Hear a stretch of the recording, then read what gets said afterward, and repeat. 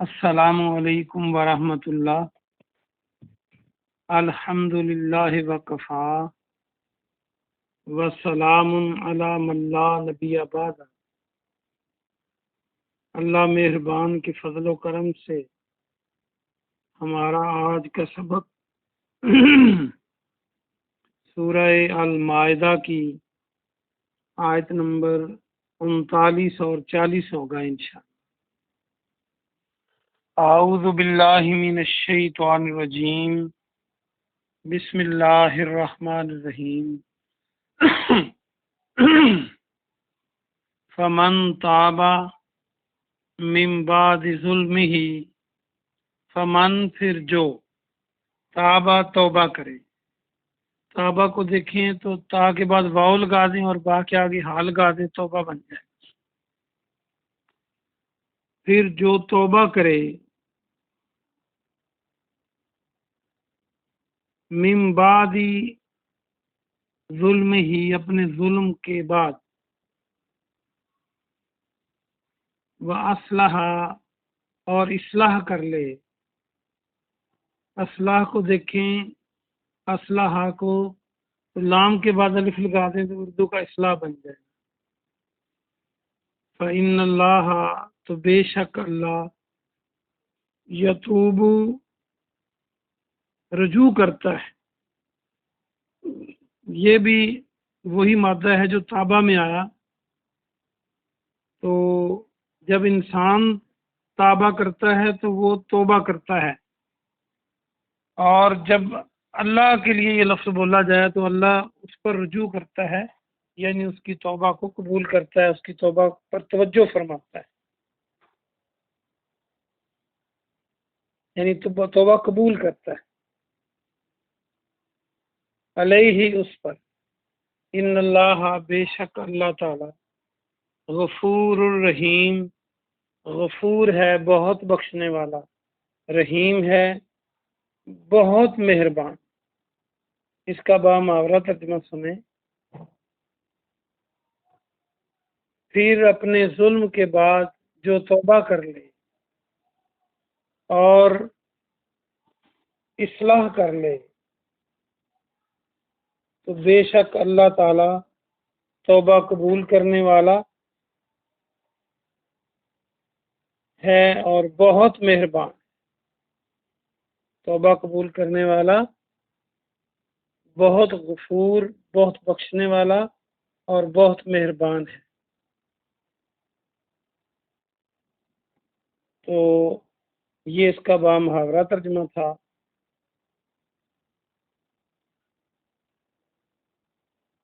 اگلی آیت دیکھیں۔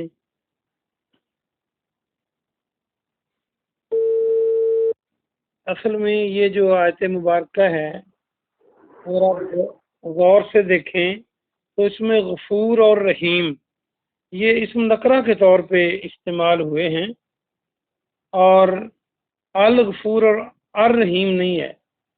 اس کی بھی خاص وجہ ہے۔ نکرہ یعنی ہر ایک کو بخشنے والا، اور غفور رحیم ہر ایک پر رحم کرنے والا۔ اگلی آیت دیکھیں۔ علم تعلم، آ کے معنی کیا؟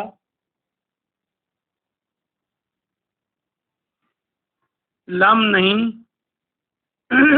تعلم تم جانتے، ان اللہ کہ بے شک اللہ، لہو اس کے لیے ہے، ملک السماوات آسمانوں کی بادشاہی، والارض اور زمین کی، یعذب وہ عذاب دیتا ہے، من یشاء جسے چاہتا ہے۔ یہ شاء کو یاد رکھنے کے لیے شاء اللہ، ما شاء اللہ، اس میں آپ یہ استعمال کرتے ہیں لفظ، وَيَغْفِرُ اور وہ معاف کر دیتا ہے۔ یہ مغفرت لفظ جو ہے، یا غفور بھی یہیں سے بنے گا، لمن یشاء جس کو وہ چاہتا ہے، واللہ اور اللہ تعالی، علی کل شیء قدیر، ہر چیز پر قادر ہے۔ اس کا با محاورہ ترجمہ سنیں۔ کیا تم نہیں جانتے کہ بے شک آسمانوں اور زمین کی بادشاہی اللہ کے لیے ہے، وہ جسے چاہتا ہے عذاب دیتا ہے اور جسے چاہتا ہے معاف فرما دیتا ہے، اور اللہ ہر چیز پر قادر ہے۔ آئیے ہم اس کی تفسیر دیکھتے ہیں، بہت آسان سبق ہے۔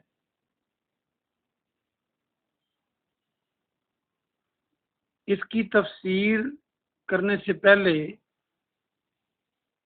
اس کو پچھلے سبق سے لنک کریں، ملائیں، جس میں یہ تھا کہ چور کے ہاتھ کاٹ دو، مرد ہو یا عورت ہو۔ تو اس میں فرمایا کہ اگر کوئی توبہ کر لے ظلم کرنے کے بعد اور اپنی اصلاح کر لے تو اللہ تعالیٰ اس کی توبہ کو قبول کرتا ہے۔ اس میں ایک تو یہ ہے، اس کا مطلب یہ نہیں ہے کہ وہ جو توبہ کر لے اس کا ہاتھ نہیں کاٹا جائے گا۔ اس کا مطلب یہ ہے کہ اس کا ہاتھ تو کٹ گیا،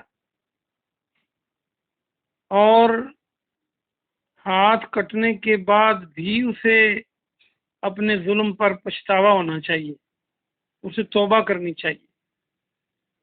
جو اس کا ہاتھ کٹا وہ تو جو اس نے معاشرے میں لوگوں کو نقصان پہنچایا، تو یہ اس کی معاشرتی سزا ہے۔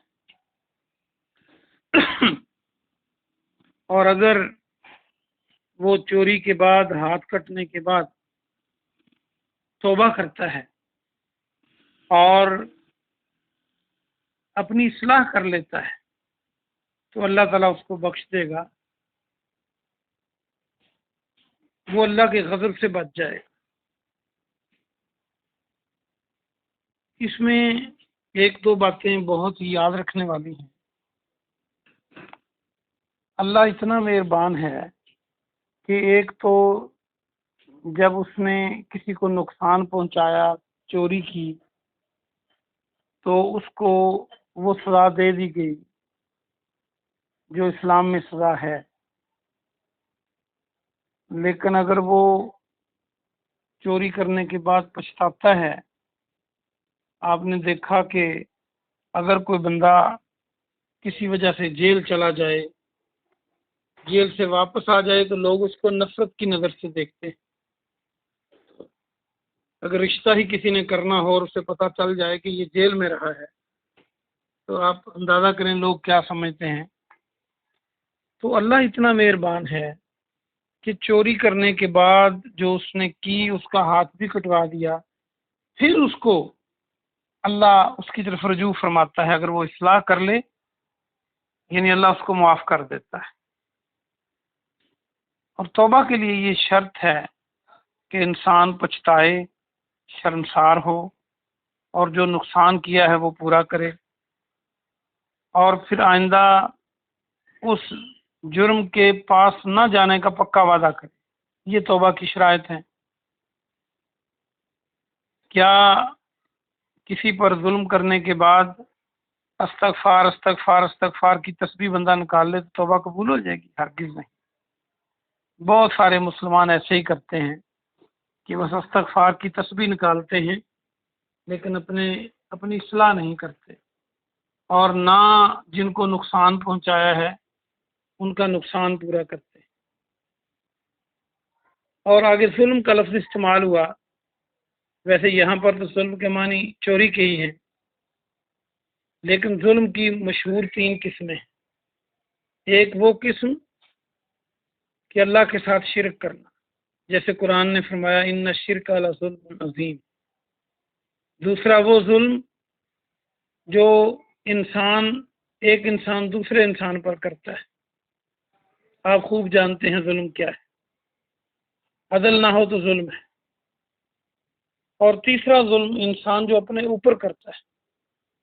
اپنے اوپر کیا ظلم ہے؟ جب انسان اللہ کی بات کو نہیں مانتا، تو اصولاً میں وہ اپنے اوپر ظلم کر رہا ہوتا ہے، کیونکہ اس کا خمیازہ اسی نے بھگتنا ہے۔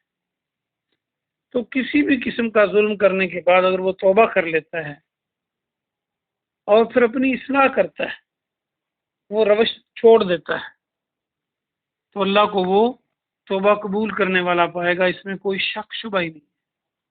اللہ کی رحمت اللہ کے غضب پر حاوی ہے۔ پھر جو فرمایا کہ بے شک اللہ بہت بخشنے والا، بہت رحیم ہے۔ اگر عربی کے الفاظ پہ غور کریں تو الغفور نہیں ہے، الرحیم نہیں ہے، قرآن میں یہ بہت کم جگہ پہ ایسا آیا ہے۔ تو یہ جو نکرہ کا لفظ استعمال ہوا ہے غفور اور رحیم کے لیے عام، تو ایسے لگتا ہے جیسے اللہ کی بخشش بھی عام ہے، اللہ کی مہربانی بھی عام۔